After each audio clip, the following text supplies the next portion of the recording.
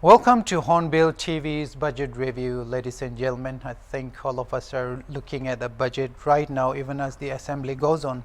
As you are already aware, the government of Nagaland has announced the budget for 2023 and 2024 for the state. The elements that we traditionally expect whenever Nagaland's budget is announced are all there in the budget today. Number one, significant developmental expectations. Number two, even bigger expectations for funds from the center. And number three, let's not forget another important component of budgets that we all are familiar with by now, especially in regard to Nagaland, deficit. So they are all there. So in his address during the release of the budget, our Chief Minister Nefirio had made some very interesting comments that seem to hint at working on a way the state of Nagaland manages its schemes and finances.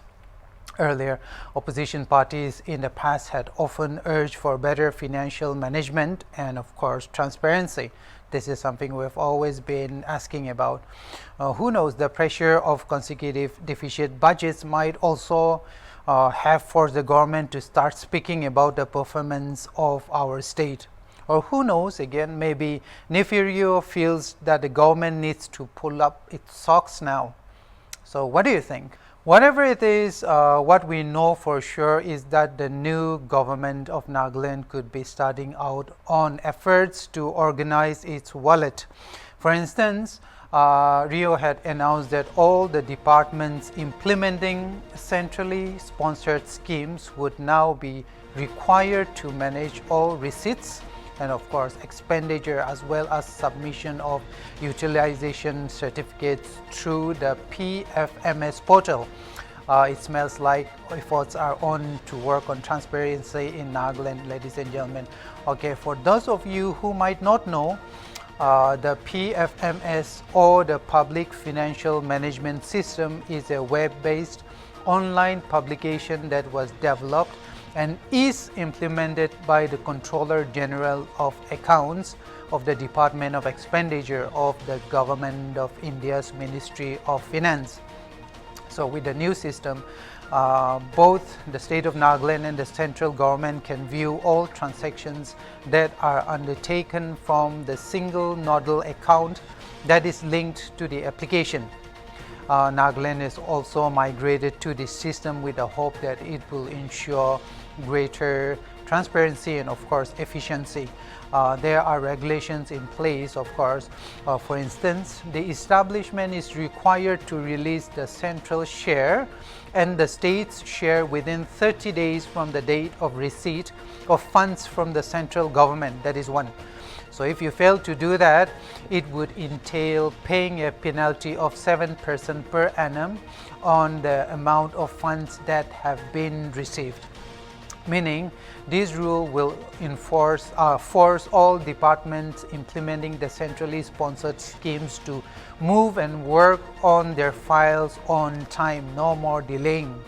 But those are actions that do not reflect just yet what the performance of the 2023 Nagaland budget would be later on. We will know only later how the budget performs later on. So let's summarize the salient features of budget 2023. For now, we will focus only on the core elements of development expectations vis-a-vis funding from the center and, of course, the allocations from the state to the various departments and where the money goes. Nefirio presented a budget with a deficit of 1,374.17 crore for the financial year 2023-24 with a total budget outlay of 23,085.66 crore. The budget estimate for 2023-24 projects gross receipt at 23,145.66 crore and a gross expenditure at 23,085.66 crore. Nagaland's own tax and non-tax revenue is estimated at rupees 1,950.56 crore. So how does this look in the breakup? From where will the money come that the state would meet all its expenditure targets? So let's have a look at that.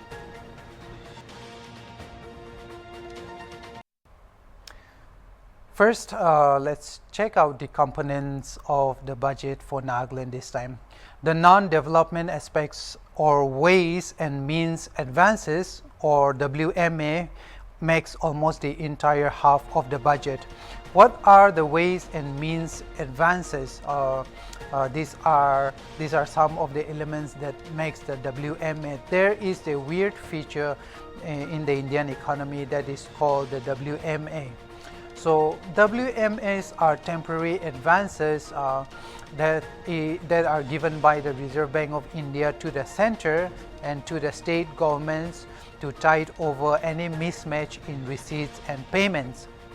This feature was introduced in 1997 and comes under Section 17(5) of the RBI Act of 1934. Then comes the development component in the budget, which is Nagaland's budget, which makes Nagaland's budget look like just a big WMA pie. So it is just about 4.66% compared to the reconciliatory 75.73% non-development aspect of the budget. Then comes centrally sponsored schemes, which figures at a slightly bigger share than the development component, which is at 15.98%. Then there are then the inputs from the Finance Commission, the Northeastern Council, and the non-lapsable central pool of resources, etc. For those of you who might not know, the objective of the NLCPR scheme is to ensure speedy development of infrastructure in the northeastern region by increasing the flow of budgetary financing for new infrastructure and schemes in the region. So basically the WMA is bigger than the developmental input for the next 5 years for Nagaland, which means we may be working harder at trying to fill the gaps than building new infrastructure or roads, or that's what the budget looks like. Of course, Nagaland will have to depend on the central government as always, as usual, to fund the state. Central grants make up about 34.64%. Union tax and duties make up 25.11%, while loans make up about 23.76% in the Nagaland budget. These three make up three of the biggest receipt shares in the budget breakup for Nagaland. The total of grants from the central government, the state's own tax revenue, non-tax revenue, and also the share of central taxes, all in total is set at about 15,781 crore.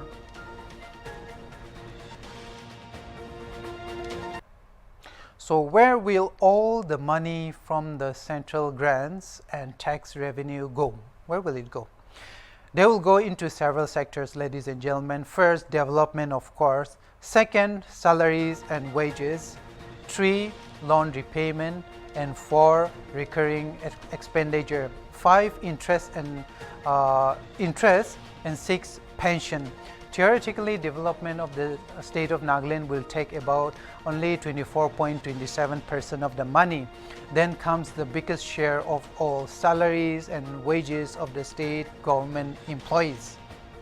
Meaning this time, Nagaland will be spending a lot more on the salary and wages of its employees than on development according to the budget, or that's what it looks like. 41.16% of the money we will be receiving will go to the salaries and wages, while only about 24.27% will be spent on development, or that's what the budget graphs look like right now, ladies and gentlemen. The government will be paying about 7,186 crore in salary, while for the development component it will be just about 2,465.32 crore. So the government will be paying out 3,082.26 crore for payments, 1,142.58% for interest payments, and 1,222.60 crore for secondary expenditures such as for maintenance. So the total comes to about 15,099.66 crore. So what is the health and condition of Nagaland's wallet there? The way things look, ladies and gentlemen, some might start thinking that deficit budgets are a rich Naga cultural tradition.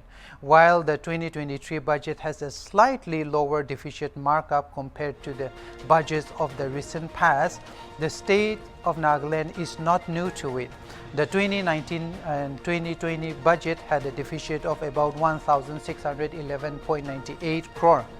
Again, Rio presented the 2021-2022 budget with an increased deficit of about 2,679.46 crore. But for the 2022 and 23 budget, the Assembly announced a budget with a deficit of about 2,212.74 crore, which is slightly lower for the 2021-2022 deficit. This time, in the 2023 and 2024 budget, the deficit was slightly lower. If you look at the numbers, it is about 1,374.17 crore. That the state spends more to compensate for the negative receipts, spends more to pay for the salaries and other non-developmental components, is a matter we all need to seriously ponder on if we want to progress. And I think going by the way the whole developmental elements have been incorporated in the budget, and comparing how much we will be spending, especially in regard to salaries for maintenance, then I think it gives us a very clear picture of the lot of work that we still have to do in this regard. But we can always be hopeful for the best, that the next 5 years will be great for all of us. By the numbers about the budget, we have seen so far that developmental objectives of the state is by and large dependent on the central schemes and central grants. It is perhaps for this reason that Nefirio may have emphasized only on or mostly on optimizing implementation of the centrally sponsored scheme programs in the state. He has called it something of critical importance that is enough to substantially impact the state socially and economically. He also spoke about having in-depth review of the implementation of CSS programs in the states quarterly. The government will review the physical and financial progress of the projects and the impact they have made on the target areas or beneficiary in the state. The irony is not lost on the people, though the Chief Minister himself has said that the government departments are focusing more on construction of offices and residential buildings, that the core activities of the department itself are being neglected to a large extent. He said the trends need to be corrected and ensure that the activities of the departments positively impact the lives of the public. That is all for now, ladies and gentlemen. We'll be bringing you more updates on the budget later on. I'm El Nguli. See you next time.